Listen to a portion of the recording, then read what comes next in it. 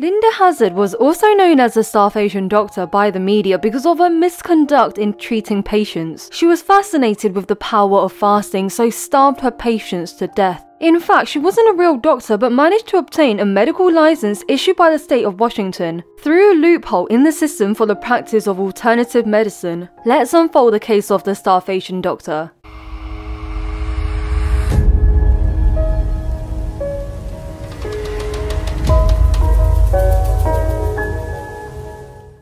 Linda Hazzard was born on the 18th of December 1867 in Carver, which was a county in the US state of Minnesota. She was a very intelligent child with a dominating character. At the age of 18, she married a man named Edwin Perry and settled in Fergus Falls. The couple had 2 children, Rollin and Nina. However, after a few years, the marriage failed and the two officially divorced in 1902. Linda was obsessed with the health benefits of fasting and strongly believed food was the cause for all diseases. She began her career as a self-proclaimed doctor, osteopath, and fasting specialist in Minneapolis, advertising her treatments to be a cure for all kinds of diseases ranging from headaches to arthritis.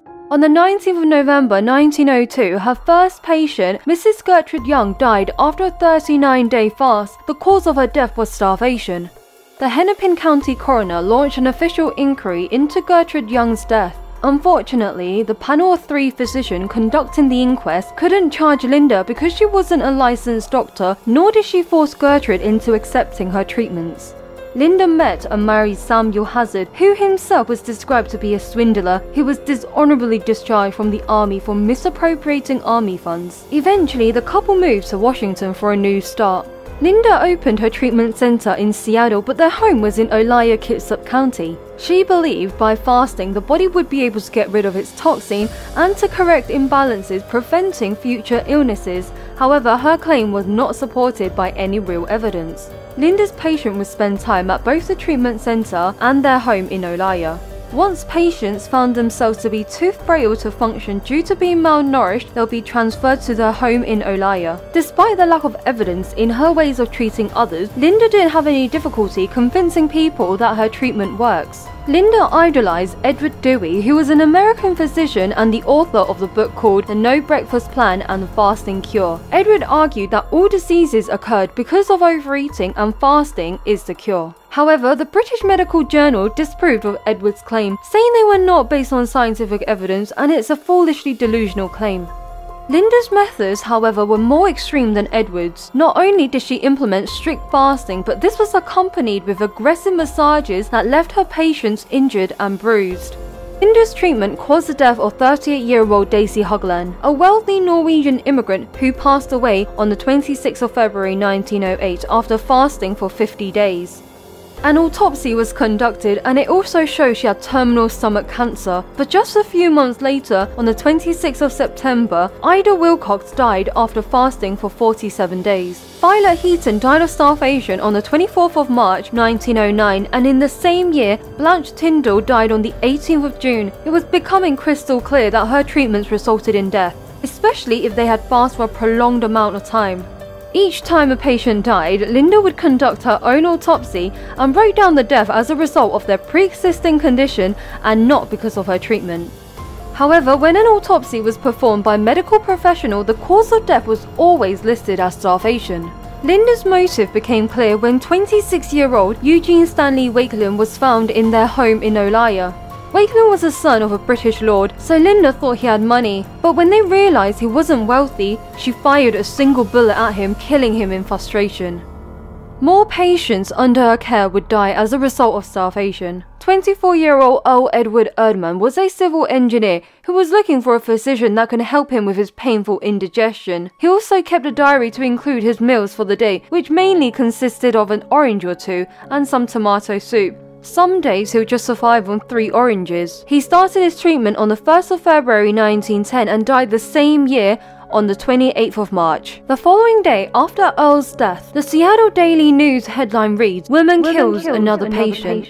However, this didn't stop Linda from providing treatments to others, and more people were dying under her care. But it wasn't until wealthy British sisters, Claire and Dorothea Williamson, who brought her wrongdoing to justice. The Williamson sisters came across Linda's fasting treatments. After reading her book called Fasting for the Cure of Disease, they placed great trust in her.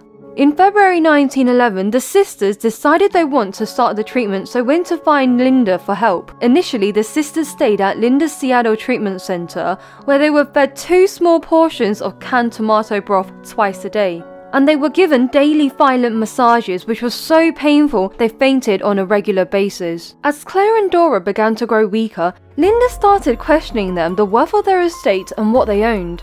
2 months went by receiving the treatments. They were then transferred to Linda's home in Olaya. Margaret Conway, who was Claire and Dora's childhood nanny, received a letter from Claire asking her to come to Olaya to visit. Margaret then arrived in Seattle on the 1st of June 1991. And was greeted by Samuel Hazzard with the tragic news that Claire had died. Linda insisted that Claire had died of liver cirrhosis and would have died regardless of the fasting treatments. On seeing Claire's body, Margaret was in shock. She was hardly recognizable as Claire. She was then taken to see Dora, who looked completely delusional and not far off from death. Linda said her treatments was helping her, and Dora insisted she wanted to stay. Margaret then found out Claire had signed over her estate to Linda before she passed away. Dora has also appointed Linda as a guardian for life and signed over her power of attorney over to Samuel Hazzard. Not only this, but Linda was seen to be helping herself to Claire's wardrobe, wearing her clothes and jewelleries. Margaret knew Linda was a danger and she needed to get Dora out of the house immediately. When she told Linda she was leaving with Dora, she replied by saying no, because she was Dora's guardian. Margaret then left the sanitarium to send a message to Dora's uncle, John Herbert, in Portland, Oregon, telling him of the danger his niece was in and that he needed to go over there immediately. John arrived and wanted to leave the sanitarium with Dora, but Linda immediately handed over a bill of $2,000 and said they had to pay it before they can leave. John managed to negotiate this down to $1,000, and then they left the Olaya property, never to return. Fortunately, Dora was able to recover and she moved back to England.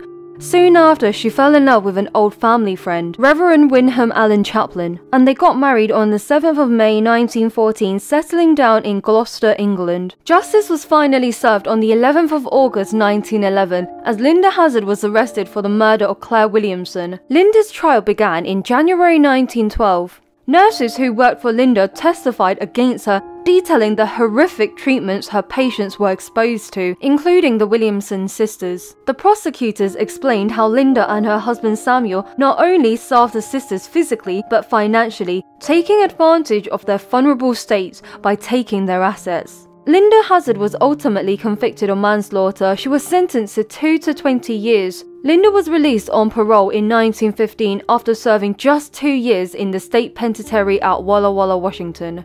After her release, Linda and Samuel moved to New Zealand. Linda continued to refer herself as a doctor, despite having her medical license revoked by the state of Washington. Authorities in New Zealand were alerted to the fact Linda was not a real doctor and charged her with practicing medicine without registration. She was found guilty, but only received a small fine for her deadly crimes. Unfortunately, this didn't stop her from practicing, and in 1920 the Hazards returned to Olaya to build a sanitarium. People continued to follow Linda's methods, and she even had a list of patients showing up in Olaya for her deadly treatments. It is not known how many patients died in her care, but estimates range from 20 to 40 people. Linda finally got a taste of her own medicine when she starved to death while she was fasting at the age of 70 years old and passed away on the 24th of June 1938. Thank you so much for watching. Please do give me a like, comment down below what your thoughts are on this case, share this with your friends, and I'll see you in the next video. Bye for now.